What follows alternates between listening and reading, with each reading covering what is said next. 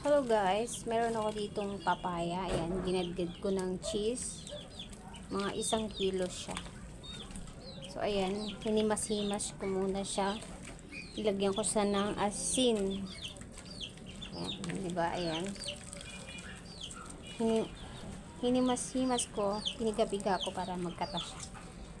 Tatanggalin natin ngayon yung katas. Ayan. Gagawin ko tong atsara. So ayan. So kailangan pigang-piga to guys.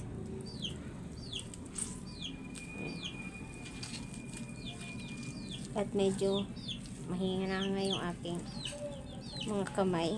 Wala masyadong puwersa.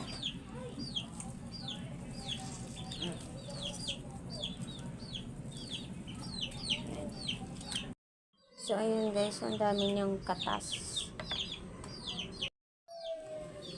Tatanggalin lang, sasalain ko lang yan para maano ko yung mga natira.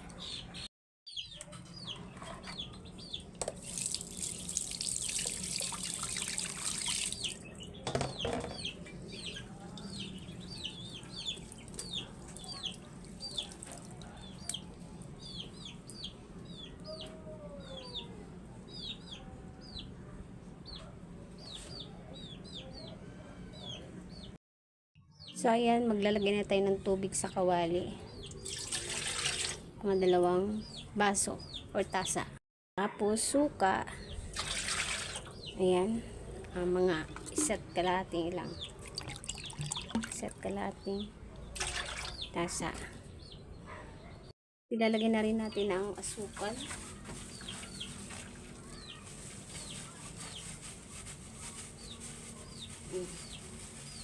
Sobra sa 1/4. Ayan. At haluin muna natin guys bago natin buksan yung apoy. Lagyan rin natin ng pamintang buo.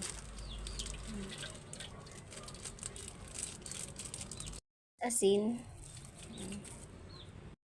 Ayan, mga 1 kutsara. At yan, pakukuluan lang muna natin siya. At ayan na nga guys, kumulo na, diba?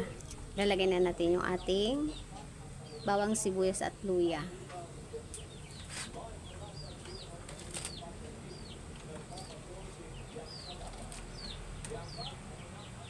Ayan. So haluin lang natin guys.